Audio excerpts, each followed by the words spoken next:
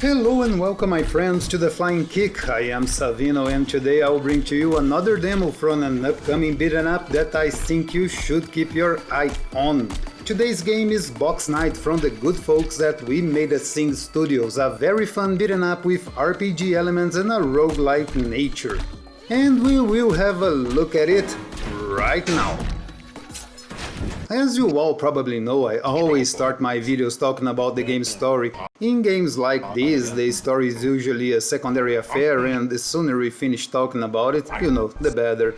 Unfortunately, I can't say anything about Box Knight stories because the cutscenes keep stuttering and I can't understand a thing. I already informed the devs and they are well aware of this problem and are looking into this. But from what I can see, you are cursed and you have to relive your day in an office and face each one of the 4 worlds and 10 levels to get free. You play through 10 levels and have only 1 life to complete them. If you die, back to the office, which works as your hub world, and you have to start all over again. But now you have the chance to upgrade your character, change your weapons, your gear. We will talk about those soon. What's interesting here is the random nature of the enemy spawn. As you walk through room to room, which works as small arenas, the placement and variety of enemies are always changing. The devs also try to keep things balanced, so some enemies will only spawn near the beginning or the end of a run. Sure, it can be a little frustrating having to start a run all over again, but here each run is, at the same time, predictable enough to not become overwhelming and varied enough to avoid repetition. The devs struck a good balance here and this is no small feat. But let's go back to the hub. Here is where you will spawn every time you die, and trust me, you will die a lot. Here you can upgrade your character every time you get to a new level, change your weapon and your gear, and check your achievements, challenge to do, and set the difficulty before a new run. Your selection of weapons, while effective, may strike as way too simple at first glance. You have a sword, which is really fast with some good damage but terrible reach and crowd control efficiency, a spear that can grant you a good reach and crowd control but with a low damage output, and a huge two-handed sword that obviously is your stronger and slower weapon. What you have here in the end are 3 different characters with the basic traits of any beat'em up. If I would like to see more weapons, if it's only cosmetic, why not? Maybe a ranged weapon like a bow could also work, but as it is, the variety is pretty good and will suit every type of player. Your gear, on the other hand, while in great number, adds nothing to the characters, unfortunately. They are fun, they are cute, it will create a certain individuality for your character, but other than that, there's absolutely no reason to buy any of them. Actually, there's no reason to have money in this game other than to buy cosmetics. I would like to see some bonuses or penalties for each gear, a helmet that gives you 10 of health every 30 seconds but your damage output is halved, or an armor that protects you against projectiles but makes you 50% more vulnerable to melee attacks.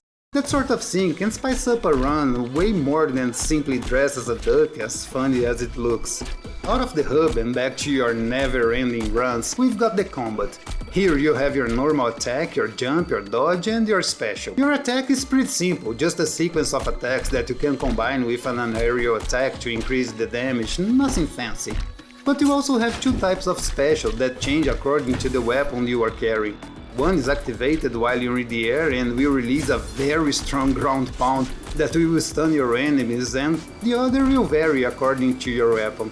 In the case of the spear, it will throw a projectile that incapacitates your enemies, and in the case of the double-handed sword, you will release a flurry of extremely powerful strikes. This special can also be charged to become even more strong. You also have a meter between your both specials that every time it is filled, it will grant you the chance to perform an execution. This is the fastest way to dispatch an enemy and we will be using it a lot. What is interesting in the combat here is that your dodge button will be your go-to move to success.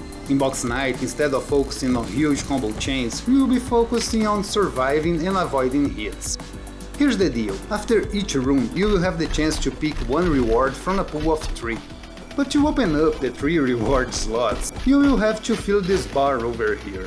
For this, you will need to use your special, your execution move, and avoiding taking damage. This will allow your multiplier to go up all the time and will grant you better rewards. Oh, and before I forget, the rewards will always be stats upgrades, and believe me, you will need each one of them. While not groundbreaking, Box Night is extremely fun and addictive. The roguelike aspect of the game makes you want to return to try just one more time, and the crazy enemies are very fun to fight. The demo is available on Steam, and I will leave the link in the description together with the dev's socials so you can follow the progress of this game that is set to be released anytime early next year. I will be interviewing these guys pretty soon, so keep an eye on here.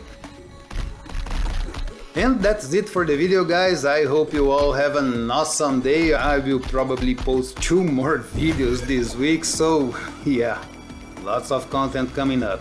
See you guys pretty soon, and remember, keep it an up.